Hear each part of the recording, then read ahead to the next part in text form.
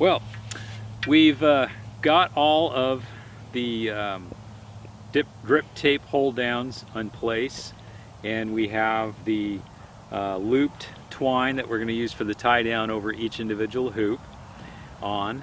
And so now we're putting on the actual metal hoops themselves.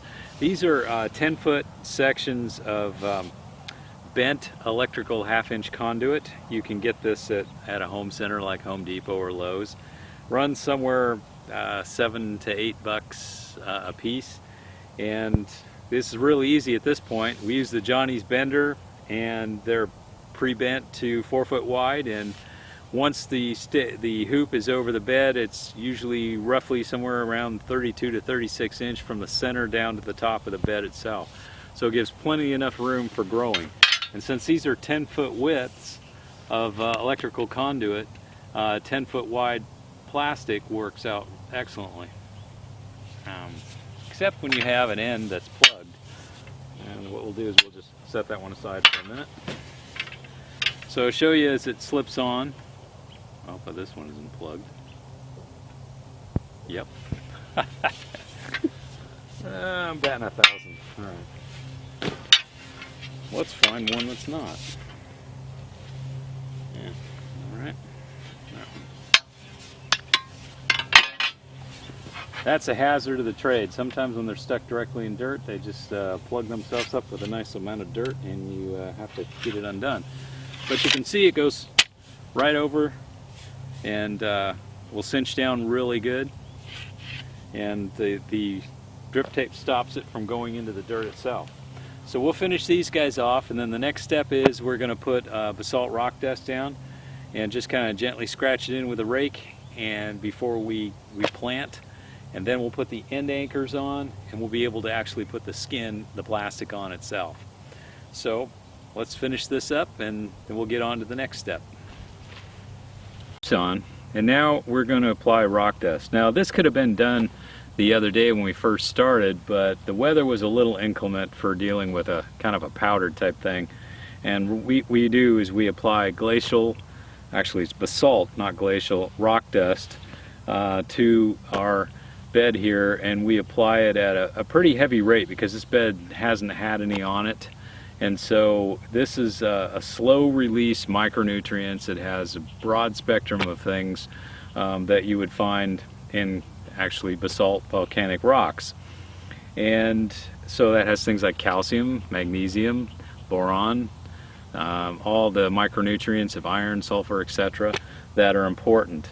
And we're going to put this on today since we have no wind, and we're blessed with a bit of sunshine too.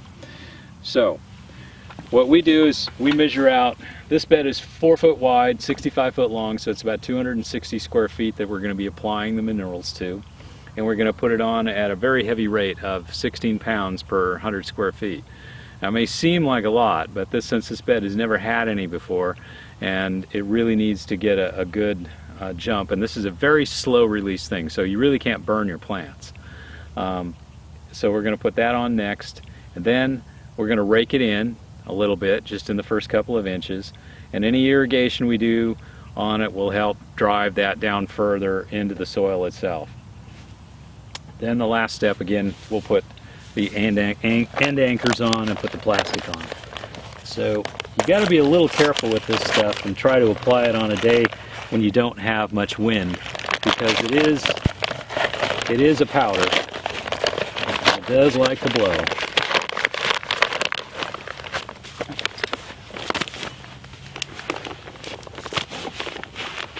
So we measure it out into this bucket until we get 16 pounds. We got a little scale here we attach to our spading fork. You can get these at ag supply places. It's just kind of a portable scale.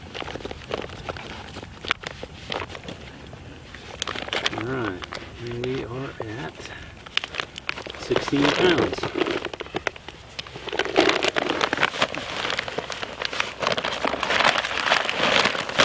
As you can see, it's powdery. Make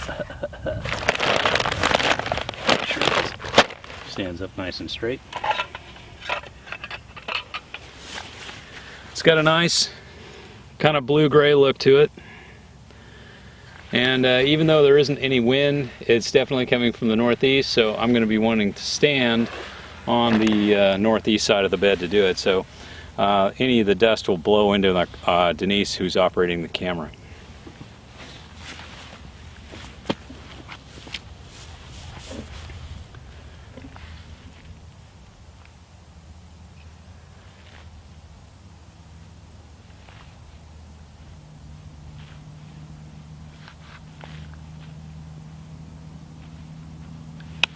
Now each of these sections is 5 feet, 4 feet wide, so we have about 5 square feet in here on the end of the hoop, and in between each hoop we have 20 square feet.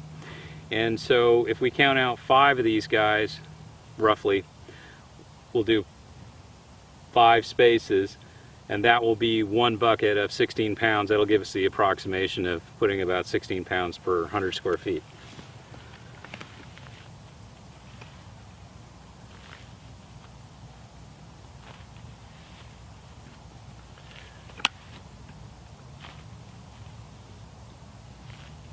As you can see, even with really no wind, we're still getting a bit of material blowing up in the air. That's why we wanted to make sure that we did it today.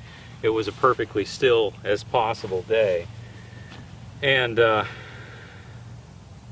you know, it just helps to always make sure that you're on the side of the wind that's blowing away from you instead of at you. So any of the dust, if it does go, it tends to go away from you. We've applied the basalt rock dust and we put it down pretty heavy. Like I said, we were doing 16 pounds per 100 square feet.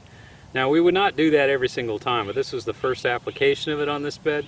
And so what we're going to do is we're going to be up for our soil tests for coming up this summer.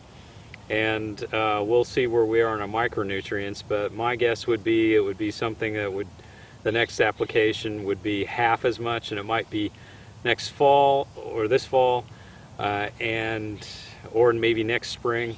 And then following that, depending on a soil test show, it may go down even more and more. Ultimately, it'll probably be an application we'll do like a couple pounds per 100 square feet every other year or something like that. It's just going to kind of depend on, you know, what the availability of nutrients looks like.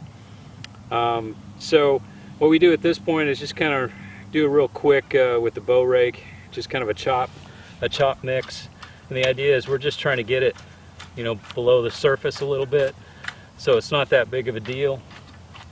And as you can see, we chopped it the other day, and we're just kind of working around the drip lines. In a better world, we wouldn't have the drip lines laid out. We would have done this all in one day, but the weather didn't allow us to. So anyway, it's not that hard of a deal. We'll just kind of rake it a little bit. And you can see the blue-gray of the rock dust itself.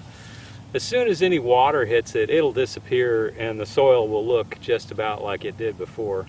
But the plants will know it's there, and it'll be big time helping. Especially as the soil biology starts to kick up, and once we get the plastic on the tunnel, this raised bed soil temperature will probably come up 5 degrees. Right now, ambient on a normal day, it's about 40. By midday, goes down to about 35 at night. But we're going to be able to, like I said, raise this temperature up a bit. We'll get the ranunculus started in here for spring, and then once the temperatures really start warming up all the way around, all 24 hours, we'll just keep raising the plastic up. The plastics, this type of hoop house is not as robust as one we'd build for total winter protection. So the ends anchors are shorter, and what we'll do is this is just basically used for protection from hail and extreme, you know, spring thunderstorm rains and stuff like that. And then what we can do once it gets warmer is we can actually remove the plastic and then put like a 30% shade cloth on it, which should give us an extra week or two of harvest, hopefully. Fingers crossed, because it'll be cooler underneath.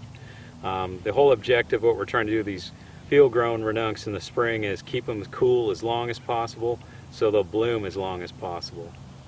So let's just get this raked in and then we'll move on to the next step.